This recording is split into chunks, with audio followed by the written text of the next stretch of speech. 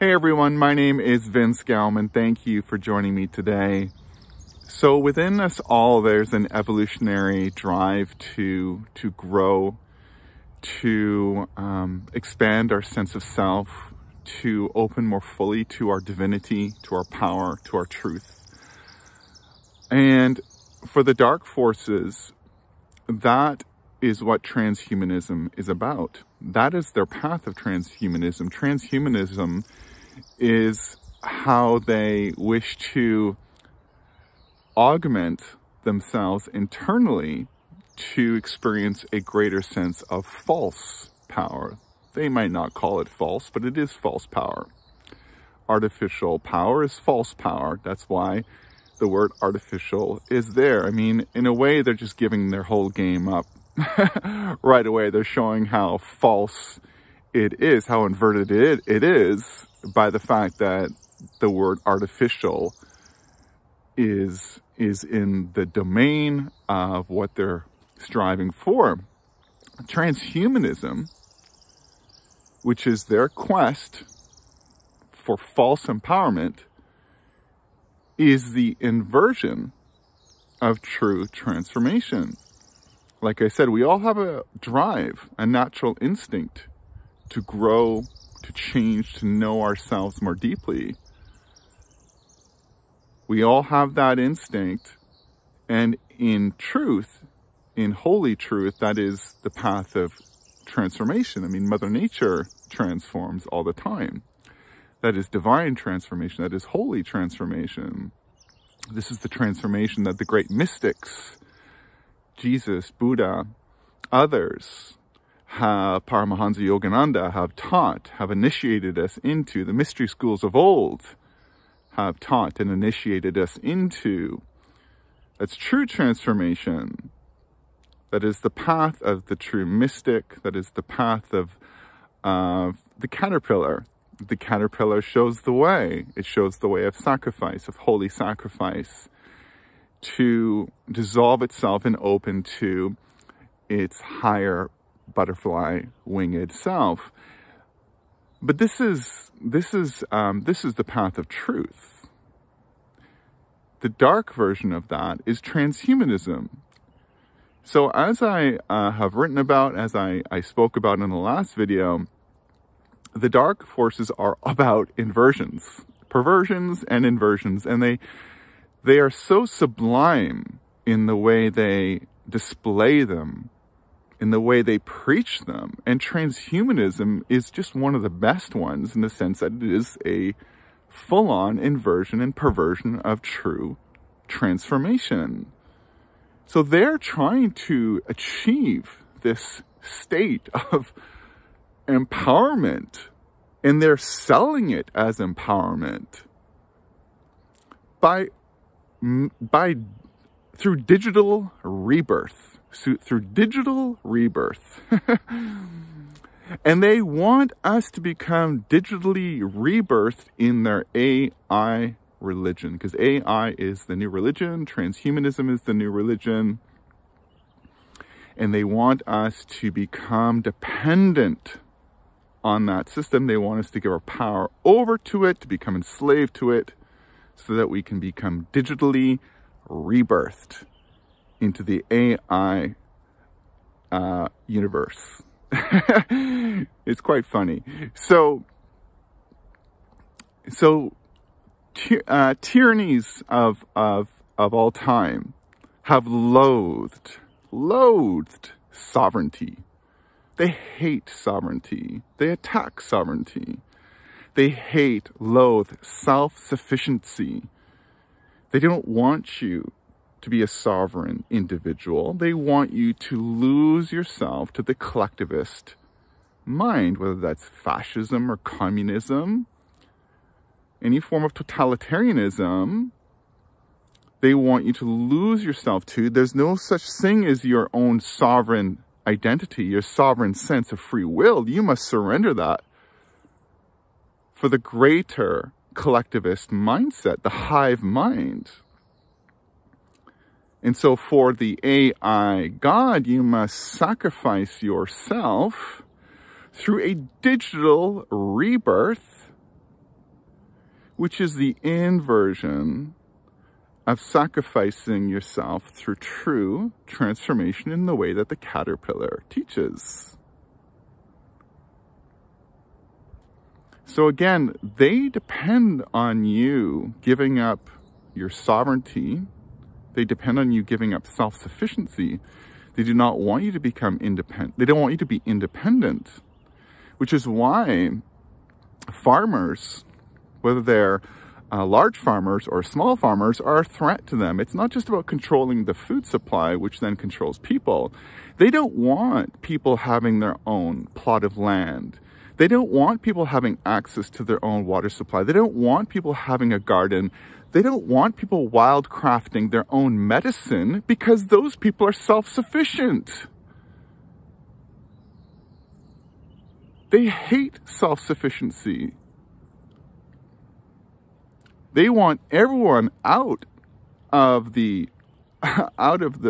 nature, and they want us all crammed into those 15-minute cities, into their artificial, virtual world, their AI world society, as they call it, and they want us to be AI citizens. So they don't want us to be independent. We have to be dependent on them so that we can merge with that hive mind, collectivist, artificial, totalitarian consciousness. We must lose ourself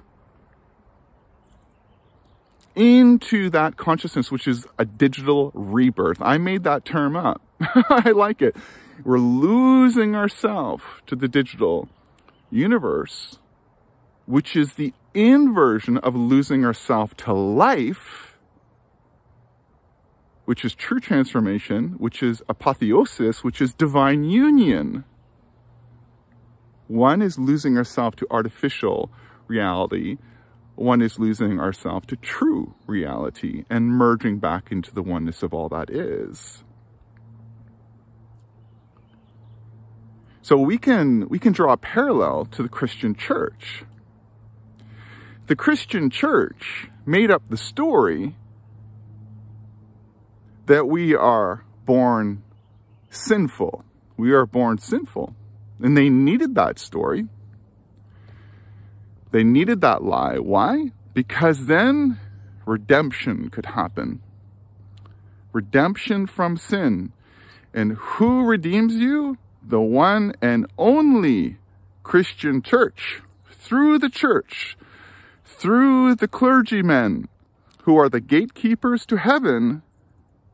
You are redeemed only through that path, by giving yourself to Jesus, the one and only Christ. You see, this is one of the great lies that has made people be dependent on and lose themselves to the corrupt, abusive Christian theology. The lie that Jesus is the Christ, instead of all of us being Christ. You see that tree behind me? That is Christ. You might hear some birds singing around me or around you. They are Christ. Dogs, cats, pigs, ants, Mother Earth, the beautiful sun, all the stars, all the planets. It's all Christ light. It is all Christ consciousness. Jesus, the historical Jesus, perhaps the real Jesus, in the Bible said, before Abraham was, I am. Not Jesus that lived before Abraham. Christ lived before Abraham. And if Christ lived before Abraham, then Christ lived after Abraham, and Christ lived after Jesus. Christ is here always, in all ways. You, me. This is Christ. We are all Christ. But you see, by saying Jesus is the Christ, the one and only Christ, And you are born in sin. And we, the church, have the power to redeem you. And we, the church, have access to Holy Scripture. And we're the ones who can read it because you're illiterate. Because at that time, wasn't that long ago, most people were illiterate and people didn't have access to the Scripture. But the clergymen did. So by making themselves the gateways to heaven and Jesus being the Christ, and you're born in sin and you must be redeemed, otherwise you're going to go to hell, then this tyrannical institution programmed people, scared people into believing they must go through them to know the heaven. That's actually not out there. It's within you. It's everywhere, actually. It's omnipresent. You are the heaven. You are heavenly now. This beautiful moss beneath me is heavenly. That tree is heavenly. We are all heaven. Beautifully so. But you see, tyrants and tyrannical institutions like the church, and it still is a tyrannical institution, with the Pope pushing the WEF narratives. Tyrannical institutions have needed you to be dependent on them, to lose yourself to them. And that's what the AI tyrants, the globalists, WEF, WHO, UN, that's what they want now. They want us to give up our sovereignty to them. The pandemic treaty of the WHO is a great example of overriding sovereignty. In the case of the pandemic treaty, if signed by your government. Thank you, beautiful bird. There we go. What a wonderful example of a Christ song. The WHO wants to override national sovereignty through the pandemic treaty, which would give them permission to basically run the health policies of your country. And how well have they done over the last few years at taking care of people's health? Over the last few years, our bodily sovereignty, estimated 4 to 5 billion people who have given up their bodily sovereignty to the juice, if you know what I mean. You see, this is about sovereignty right now, everyone. And tyrants hate sovereignty. And so they create myths. They create lies that give you the idea that it is empowering to give yourself up to that myth. The Third Reich was a myth. A eugenics myth of we are the superior race. That has been the idea of tyrants going back in time. We found that in Pol Pot, Cambodia as well. There's this, you know, with the Christian missionizing of First Nations people. It's we are the superior race. That's a eugenics mindset. Being an AI citizen, that is the eugenics ideology of a superior race. You're a superior race if you give yourself to, if you become digitally rebirthed. You lose yourself to that lie.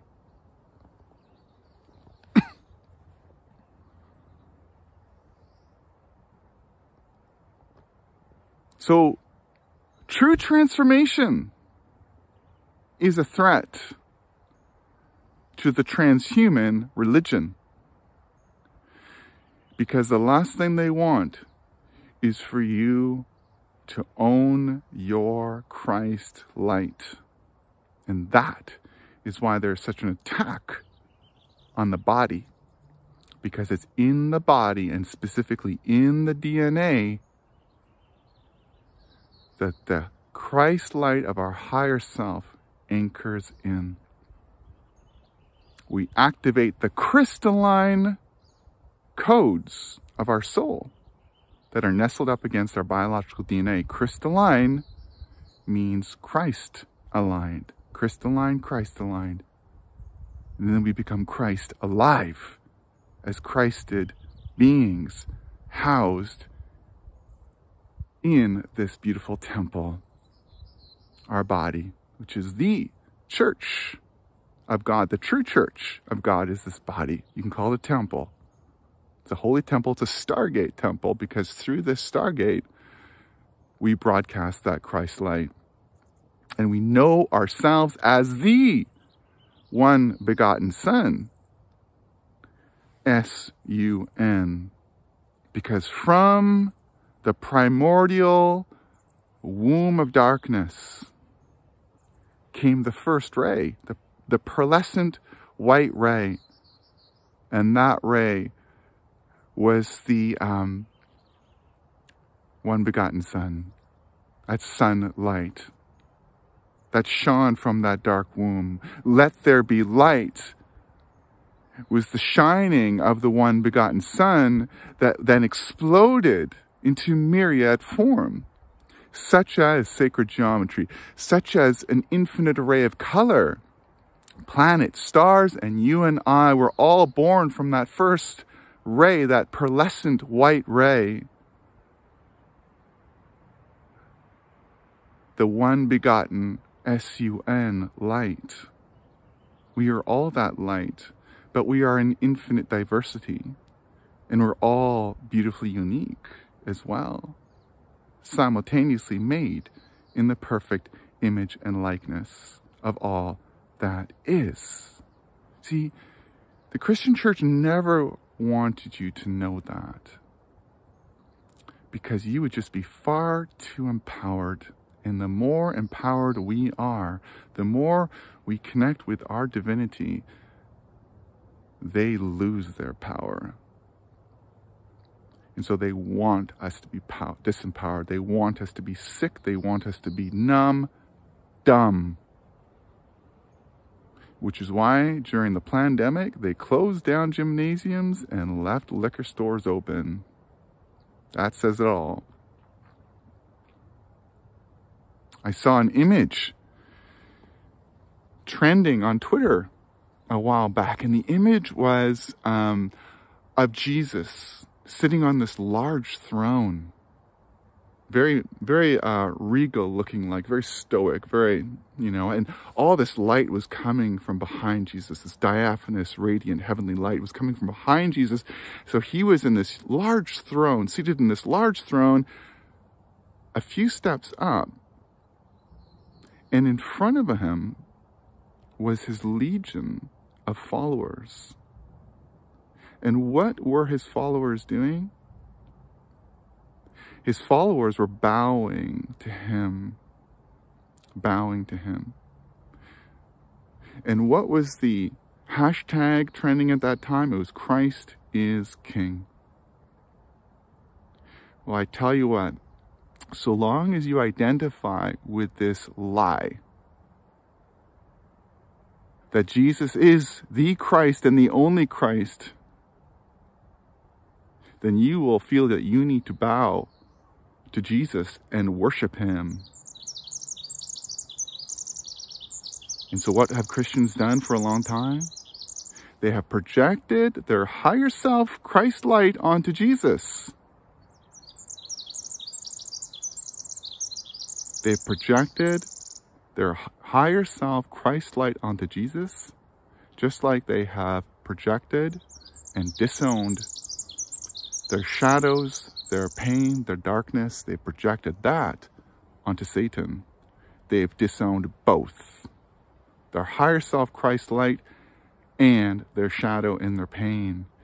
Thus, they have bypassed their divinity and they have bypassed their humanity. And therefore, they wait for Jesus' return to be the second coming, instead of being the second coming of Christ's light that they are, that we all are. And it is that will bring the dawn through our Stargate temple bodies, broadcasting that light.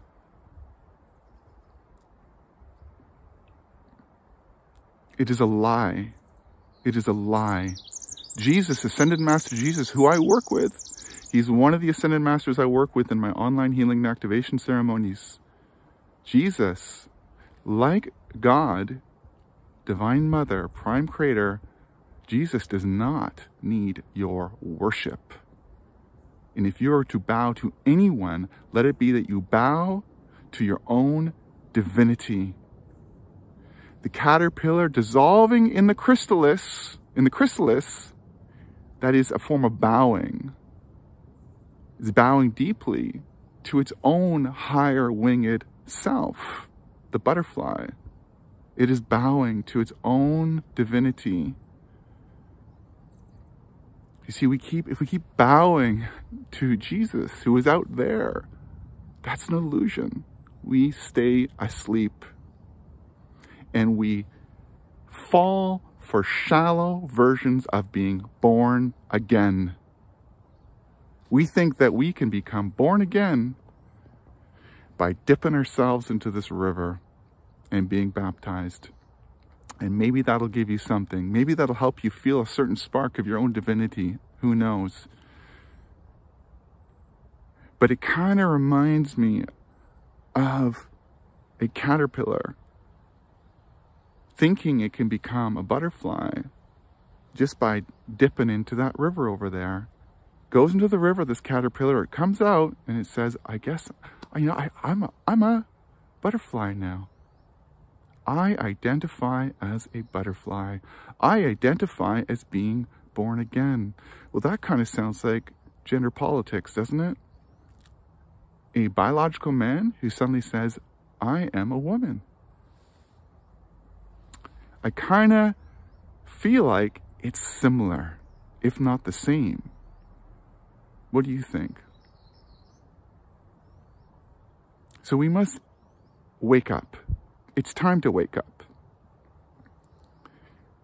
Because so long as you think, as long as you project your Christ light onto another, and so long as you project your darkness onto another, Jesus, Satan, you're going to continue to perpetuate a dualistic, fear-based theology. A dualistic, fear-based idea of life, and humanity has been addicted to duality for far too long. Victim-perpetrator consciousness.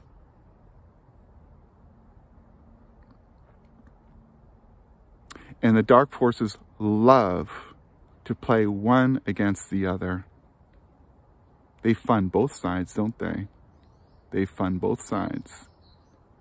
They have funded both sides of every major war, some say as far back as the French Revolution. Right? And when I say fund, I'm talking about the bankers. These are bankster wars. So if we're going to end this dream of duality, we must go into our non-dual heart, our holy heart, whole, holy, complete, full, and give ourselves to our non-dual Christ light and anchor our non-dual divinity on earth and radiate it out. And that's how we're going to end this very painful dream of separation, of us versus them. It's not going to happen by fighting darkness. And yeah, I really commend the Christian truth tellers out there who have done a fabulous job, who I've learned a ton from, who have spoken truth to power, who have been brave, bold, full of heart, awesome spine, strong guts. They've been incredible. I've learned a lot from them. And maybe, just maybe, they've needed that Christian faith? I'm guessing they have. To embolden them, to give them the courage they've needed to speak truth to power. But that's not where I come from. And ultimately, it's not about fighting darkness, because that's their business. They're in the business of fighting, being freedom fighters. You're not going to win. We're not going to move to peace by being a freedom fighter, by fighting darkness. We do need to name the intolerable, but we must end the game of fighting, period. We must end the fight and become the light. We are the light already, and it is time to bring the non-dual Christ light we are into this earth, radiating it through our temple body. That is what is going to bring the dawn. That is what is going to end the long age of darkness. And that, everyone, is true, holy transformation, rebirth. We rebirth the world. We transform the world through authentic, holy rebirth by opening to and anchoring the non-dual Christ-like divinity we are as one. So thank you, everyone, for listening to me. Please like, share, subscribe, comment, click notifications, all that jazz. And I will see you when I see you. Take care. Bye.